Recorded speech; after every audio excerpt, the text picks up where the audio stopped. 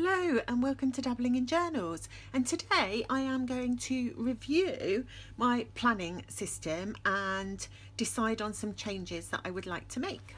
So at the moment I'm using this beautiful camel traveller's notebook from Traveller's Company, and I have two inserts in here.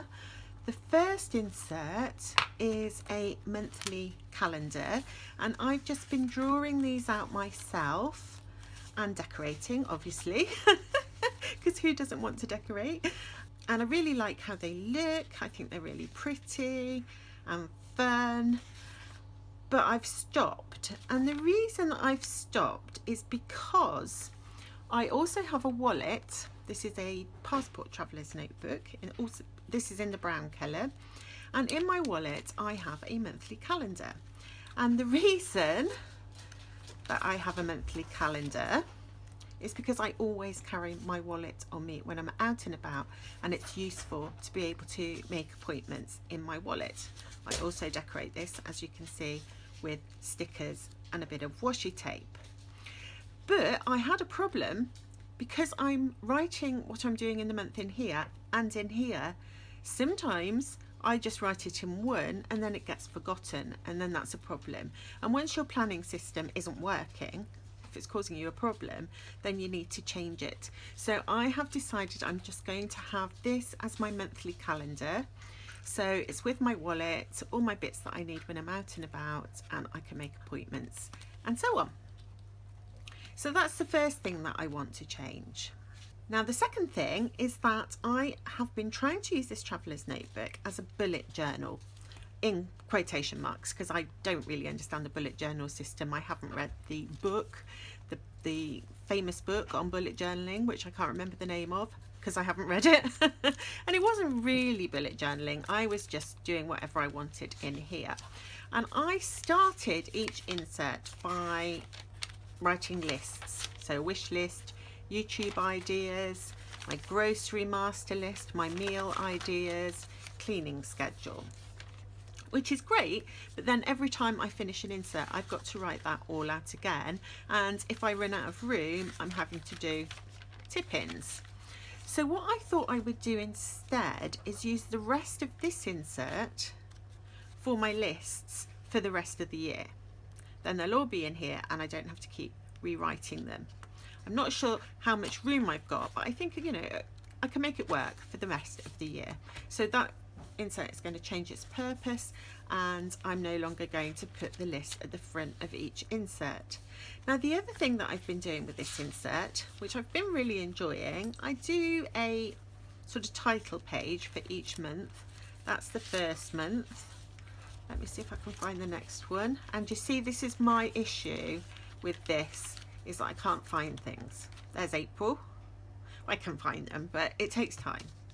I have to flip about and it can be a bit irritating. Now I could use tabs, but then if you put too many tabs, that doesn't become all that much easier, I don't think. Where's my next? One point I changed to, oh, I love that page with bunnies. Where did I change to these? Here. So I could just tab the months, and then it would find it easier to tab the months.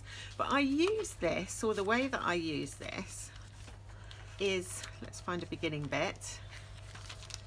I plan, I do my meal plan, and then I do my focus of the week.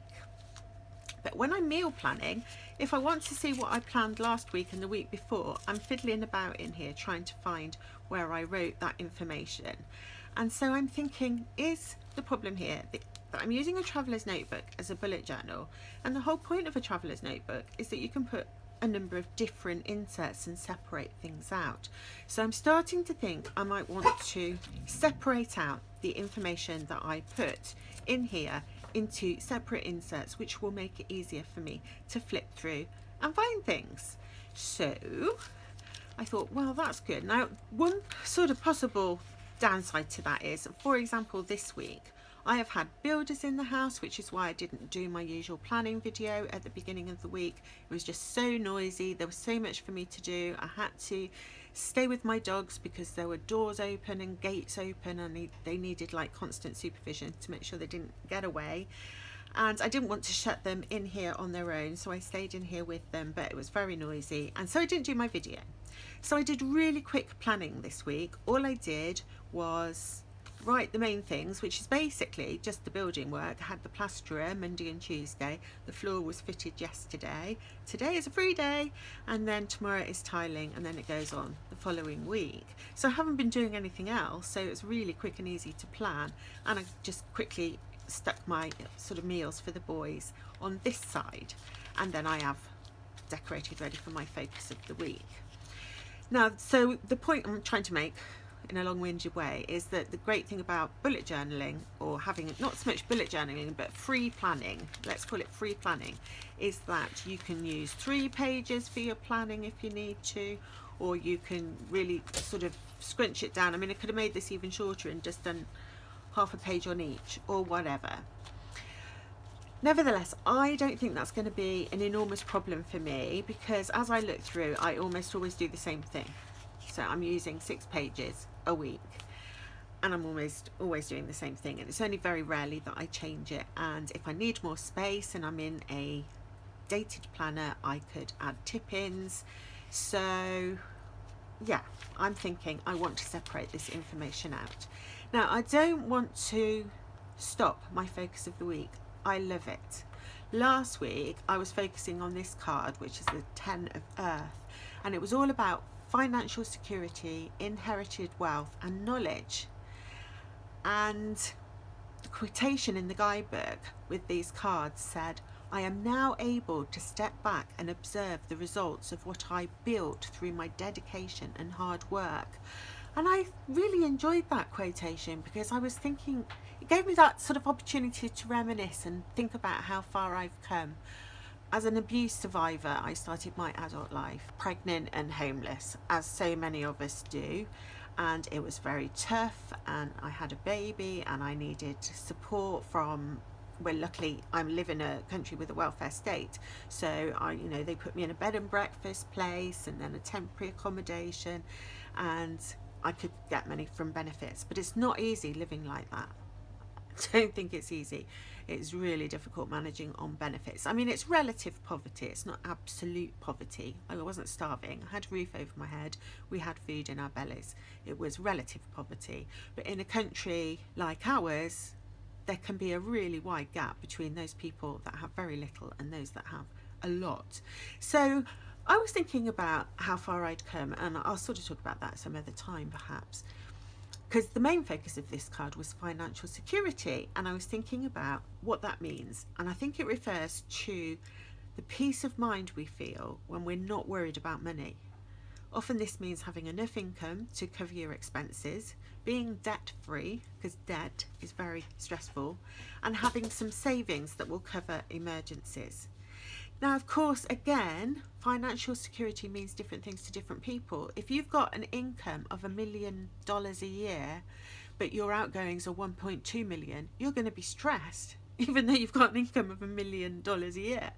Similarly, if your income is only, I don't know, $7,000 a year, but your expenses are $6,000, you're not going to feel stressed. So it's all relative to, how much you have coming in and how easy it is for you to keep your expenses at a manageable amount. And I found this quotation: "If we command our wealth, we shall be rich and free. If our wealth commands us, we are poor indeed." And that was from Edmund Burke. And I think that's so true. If you can live within your means, you'll feel free, happy, no stress. Whereas if you're so busy buying stuff and accumulating stuff that your income doesn't meet your expenses, you are going to start to feel very stressed. So what you choose to do obviously is entirely up to you, and some people don't have a choice. If you're living in a developing country where there's no welfare state, where you have no income and you're starving, there's not very much that you can do about it. And so I'm very grateful for the fact that we have financial security. I've not had it all my life. In fact, I've only had it quite recently, and what a relief it is. And I think it's something that's really worth aiming for, and I don't want to lose. Because of course you can lose your financial security at any time. You can just lose your job, like people did during the epidemic of the virus that must not be named. But you know, some people are really, really struggling because of that, and I'm very aware of that. So I started thinking about what could I do that would help. Now, we already donate money. We donate money overseas for people in absolute poverty. We donate to food banks around where we live for people who are, you know, relatively poor, perhaps even absolutely poor if they need to go to food banks. And so we donate money, and that's obviously a thing you can do and is much appreciated by the charities that you donate to. But I was thinking, is there anything else I can do? What about some voluntary work? I took early retirement because of my PTSD. I have time on my hands, and I was talking about it to my partner because I googled and I found out that there are a number of charities local to me helping people. And for example, one of them offers a pie night. So they offer people a hot meal. You get a pie and a jacket potatoes, some baked beans and a pudding, and they offer these people a hot meal, and obviously it's run by volunteers. Could I go and help with something like that? Now, my partner was a little bit worried because of my PTSD about me going out and about and doing any kind of voluntary work, but we did talk about the possibility of doing it together so that he could support me. So something to think about. So can you see why I wouldn't want to give up my focus of the week? Because if I didn't do my focus of the week, there's no way I'd have been thinking about ways in which I can help other people who are suffering in the poverty trap that I was once in. And so I really sympathise because I've experienced it myself. I just wouldn't have been thinking about that, or thinking about how hard I've worked to get out of that trap, because I did have to work really, really hard. And so yeah, I don't want to give up my focus of the week. That was a bit long-winded, but you can see what I mean. So I'm thinking what I would like to do is separate this out. So I'm going to have my lists here, and then I want a book for my focus of the week, and I've chosen this one, and I'm just going to have it in a separate insert because I want to separate everything out from my planner. So I'm going to have it in a separate insert, and I've chosen this beautiful one which my lovely friend Mel sent to me, and I met Mel through this channel, so that's just perfect, and she's so kind, and she sent me this, and look how beautiful it is. There's loads of things for me to find out just from the cover. So I've heard of Hollywood. That would be sad if I hadn't heard of Hollywood. But the Napa Valley, which looks like a place where you get wine, no, don't know anything about that, so I need to research that. Redwood National Park, don't know anything about that. Apparently it's full of big trees. There's Pigeon Point Lighthouse for me to find out about. I know a little bit about San Francisco because my brother-in-law used to live there. And then Santa Cruz Beach Broadwalk. I don't know how you pronounce that. Big S-U-R. Somebody from America, tell me how you pronounce Big Sur? Big Shore? I don't know. Anyway, lots of things for me to find out just from the cover. But I'm going to use this beautiful insert for my focus of the week, and I'm just going to fill it up with all the different things I focus about, and I think that would be a really nice way to keep it rather than having it all muddled up amongst my planning. So that's that decision made. And the only other things that I do in this here are obviously my weekly planning and my meal planning. Now, I have just started a diet, a weight loss diet for the umpteenth time. I'm the queen of yo-yo dieting, but I want to succeed this time. I am determined to succeed.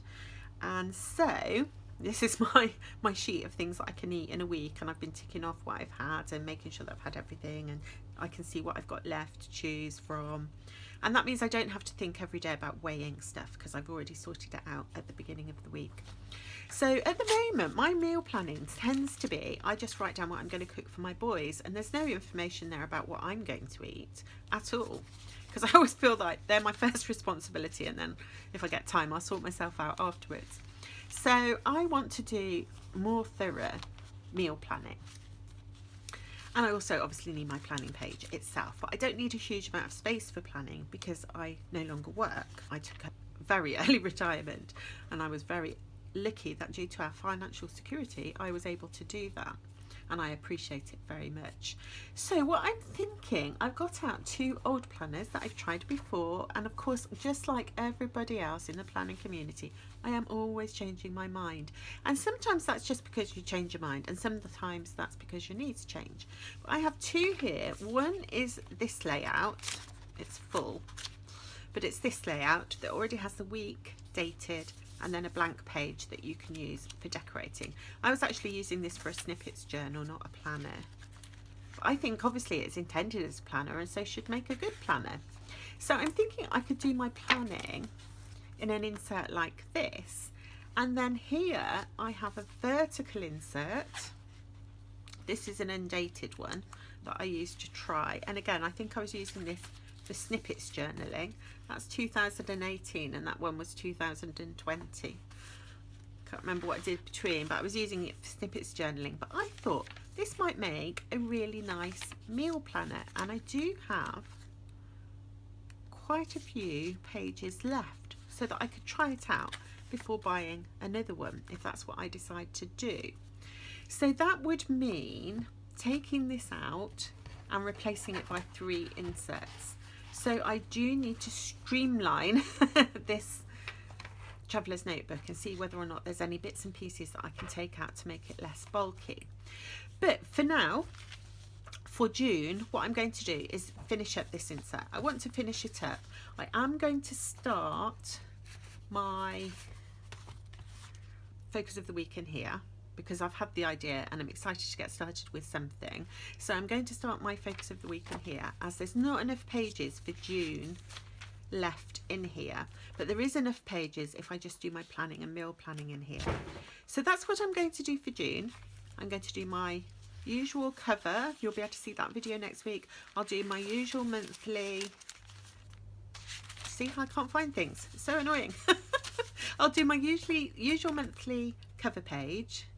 I haven't decided on my theme yet. If you've got any ideas, pop them down below. So I'm going to do my usual cover page, and then I'm just going to do my planning and meal planning, and I've got just enough pages left in here to do that for June. And I'll start my focus of the week in this booklet, and then of course it will be July, and I would love to have a go at One Book July again. I did it last year in a pocket notebook and I really enjoyed myself, and I'm thinking this year I'm going to do it in a regular size traveller's notebook, but possibly in my olive cover, because I haven't shown that much on this channel. So I'm going to use my olive traveller's notebook from Travellers Company to do One Book July. I will be putting this in it because I have to do my focus of the week, and then I will decide what I'm going to do in terms of planning and meal planning and journaling and sketching with the rest of my inserts. So I don't need to decide that yet. And then when One Book July is finished, I am going to possibly get an undated one of these for my planning for the rest of the year, and finish up my meal planning for the rest of the year in what I have left in here, which is good because that means this one actually gets filled up and I don't have to buy another one. And I will obviously have to streamline all the bits and pieces I've got in here to fit all these inserts in. So I hope that was a lot of talking. I'm sure you've probably either gone to sleep or switched off by now, but if you are still here, well done. Yeah, that is what I have decided. I don't know if you followed all that, but obviously if you watch my videos regularly, you'll be able to see me making those changes. So June, staying in here with the addition of this. July, I'm going to do One Book July, and I will decide how I'm going to organise that nearer the time. And then from August onwards, I am going to go into these 2 layouts in 2 separate inserts. Oh, and the last thing I wanted to say before I finish is I have a new nib on one of my fountain pens. So I'm going to make a fountain pen video after this one so that I can share my fountain pens with you and my new nib, which I love. All that remains is for me to say thank you so much for watching. Thank you for your support. Thank you so much to those of you that leave me comments, because I love them, and I will see you again very soon. Bye.